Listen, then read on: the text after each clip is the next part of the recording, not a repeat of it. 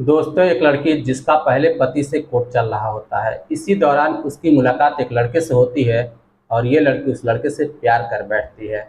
मगर पहले पति से तलाक न होने के कारण उसका उससे विवाह नहीं हो पाता, मगर वो रिलेशनशिप में रह रही होती है। कुछ दिन के बाद उसकी मौत हो जाती है। तब ये लड़की उसके घर पे पहुंचती है और वहीं पे वो रहने लगती है।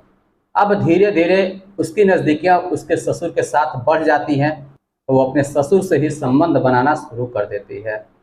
साथ ही साथ वो अपने देवर को भी प्यार जाल में फंसाए रखती है और उसके साथ भी संबंध बना रही होती है। धीरे धीरे वक्त गुजरता है और एक दिन इसकी सास को पता चल जाता है। उसके बाद दोस्तों जो कुछ होता है वाकई में बहुत हैरान कर देने वाला है। जी हाँ दोस्तों, जब आप लोग सुनेंगे तो शायद आप लोग को बहुत हैरानी होगी।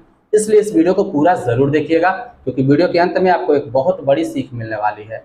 तो आइए जानते हैं पूरी घटना इस वीडियो में। लेकिन वीडियो में आगे बढ़ने से पहले बस वही छोटी सी रिक्वेस्ट, वीडियो को लाइक कर दीजिए, चैनल को भी सब्सक्राइब कर दीजिए ताकि मेरा हौसला बढ़ता रहे। दोस्तों, आज की जो सच्ची घटना मैं आपको सुनाने जा रहा हूँ, ये सच्ची घटना झांसी की है। मगर घटना की शुरुआत मध्य प्रदेश से होती है। मध्य प्रदेश की एक लड़की जिसका नाम पूजा होता है, वो कॉलेज में पढ़ाई लिखाई कर रही होती है। इसी दौरान उसकी मुलाकात एक लड़के से होती है और ये उससे प्यार करने लगती है। धीरे धीरे समय गुजरता है और दोनों एक दूसरे के साथ जीने मरने की कस्में खा लेते हैं। दोनों के माता पिता तैयार होते हैं, इसलिए दोनों की शादी हो जाती है। कुछ समय बीतता है, तब पूजा को लगने लगता है कि जिससे उसने प्यार किया है, शादी की है, वो इसके खर्चे नहीं उठा सकता। तब वो फिर उससे तलाक लेने के बारे में सोचती है, लेकिन जो इसका पति था वो इसे तलाक देने के लिए तैयार नहीं था। तब पूजा कुछ खतरनाक प्लान बनाती है और अपने कुछ दोस्तों को साथ में मिलाकर और कहती है यार कि इसे जान से मार दो, मैं इससे छुटकारा चाहती हूँ। आखिरकार दोस्तों ऐसा ही होता है। कुछ समय के बाद वो लोग जो होते हैं वो उसके पति पर कई फायरिंग करते हैं, मगर संजोगवश उसका पति बच जाता है। और उसके बाद वो थाने पहुंचता है, वहां पे एफआईआर दर्ज होता है। एफआईआर में ये लिखता है कि मेरी पत्नी मुझे जान से मारने की कोशिश कर रही है। पुलिस पूजा को हिरासत में ले लेती है और उस पर मुकदमा दर्ज हो जाता है। उसके बाद पुलिस पूजा को जेल भेज देती है। कुछ दिनों के बाद जमानत पे पूजा रिहा हो जाती है। मगर अब ये मामला कोर्ट में जा चुका था, तो कोर्ट में तारीख पे तारीख लग रही थी। पूजा और उसका पति दोनों लोग कोर्ट में जाया करते थे। जब कुछ समय और बीत जाता है, इसी दौरान उसकी मुलाकात एक लड़के से होती है जिसका नाम अनूप होता है। अब अनूप से यह नज़दीकियाँ बढ़ाना शुरू करती है और बातचीत करना शुरू कर देती थी। इसका इसके पहले पति से कोई लेना देना नहीं होता है और ये अनूप के काफ़ी करीब आ चुकी थी और उससे लिव-इन रिलेशनशिप में रहना शुरू कर देती है। धीरे धीरे वक्त गुजरता है, ज़िंदगी इसकी बहुत अच्छी खासी बीत रही थी। इसी दौरान इसको एक बच्चा पैदा होता है जो कि लड़की होती है और धीरे धीरे वो लड़की भी बड़ी होती है। लेकिन दोस्तों जब 6 साल का समय गुजर जाता है तो एक दिन अचानक में अनूप की एक एक्सीडेंट में मौत हो जाती है। अब पूजा सोचने लगती है कि इसके आगे अब जिंदगी कैसे बिताएंगे। पहले पति से अभी भी मेरा कैसे ही चल रहा है, दूसरा मेरा कोई सहारा नहीं है। इस तरीके से मैं अपनी बेटी को लेके कहाँ कहाँ दर दर भटकूंगे। ये अपने घर पे एक दिन उदास बैठी हुई थी। तब तक जो इसके ससुर यानी जो अनूप के पिता होते हैं वो इससे फ़ोन पे बातचीत कर रहे होते हैं। वो कहते हैं कि बेटी एक काम करो, मेरा बेटा तो इस दुनिया में रहा नहीं और उसके हिस्से की जो जर ज़मीन है वो तुम यहाँ पे आके रहो और उसी की तुम जो है खुद मालकिन कहलाओगे। मैं तुम्हें अपनी बहू के रूप में स्वीकार करता हूँ। ये बात सुनने के बाद पूजा बेहद खुश हो जाती है और फिर वो मध्य प्रदेश से चलकर झांसी पहुँच जाती है जहाँ पे अनूप का घर होता है। अब पूजा वहाँ पे जाकर बाकायदा बहू की तरह रहने लगती है। धीरे धीरे समय गुजरता है, जब देखती है कि उसके ससुर अजय के पास ही सारी कुंजी है और वो सबसे ज़्यादा मलकियत रखता है, तब वो अपने ससुर को ही प्यार जाल में फंसाना शुरू कर देती है और धीरे धीरे आखिरकार अपने ससुर को भी अपने प्यार जाल में फंसा ही लेती है और फिर अपने ससुर के साथ संबंध बनाना शुरू कर देती है। धीरे धीरे थोड़ा और समय गुजरा, अब इसके मन में और लालच आ गए। इसने क्या किया कि अपने देवर को, जिसका नाम संतोष होता है, उसे भी अपने प्यार जाल में फंसा लेती है और उसके बाद फिर उससे भी संबंध बनाना शुरू कर देती है। लेकिन जो संतोष की पत्नी होती है, अब ये बात उसे बहुत ही नागवार गुजरती है, क्योंकि कोई भी पत्नी होगी तो वो कभी भी नहीं चाहेगी कि उसका पति किसी और के साथ संबंध बना के रखे, और ऐसा ही वो भी चाहती है।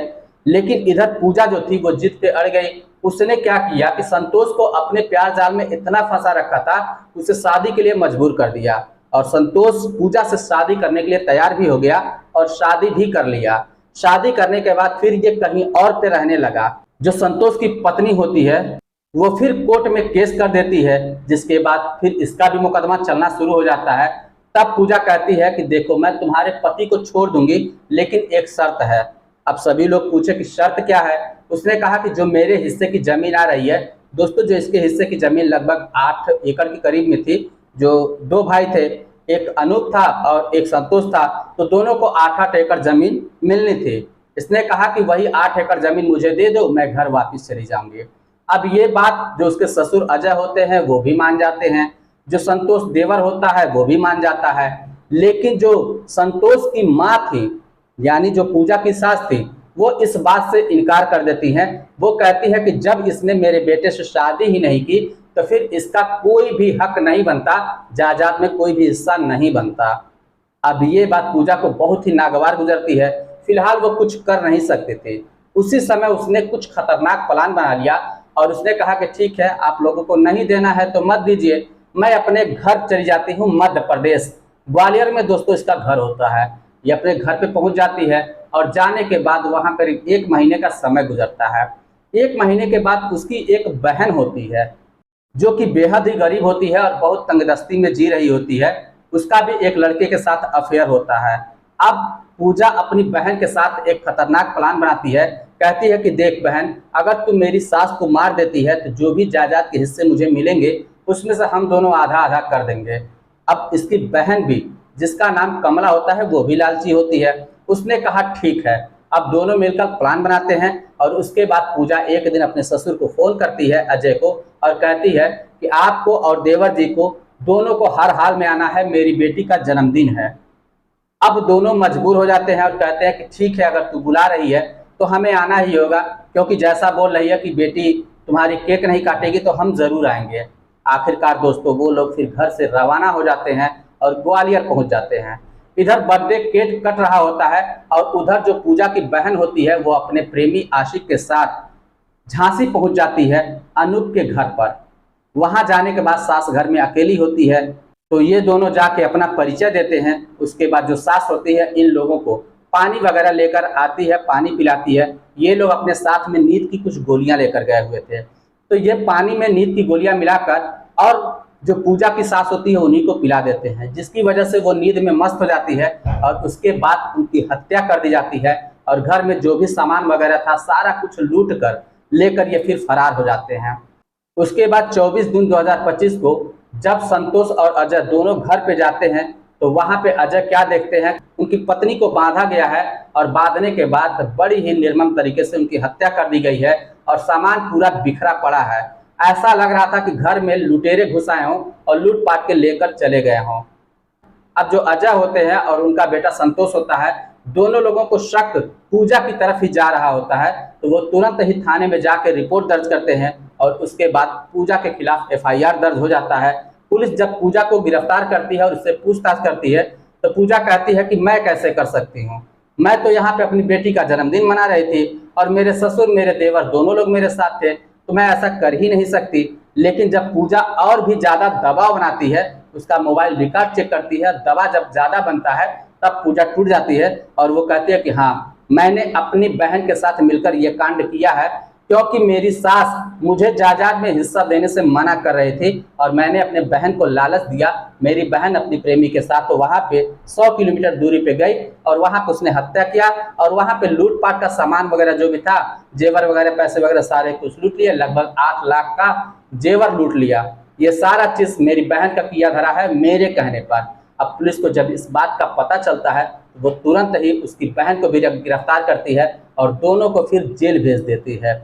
दोस्तों अंत में मुझे यही कहना है कि किसी की खूबसूरती पर इतना भी ज्यादा फिदा नहीं होना चाहिए ताकि आने वाली जिंदगी आपकी नरक बन जाए। वैसे दोस्तों आप लोगों की इस कहानी के बारे में क्या राय है, आपकी जो भी राय हो आप हमें कमेंट बॉक्स में लिखकर जरूर बताइएगा। चलिए फिर मिलते हैं नेक्स्ट वीडियो में, तब तक के लिए जय हिंद।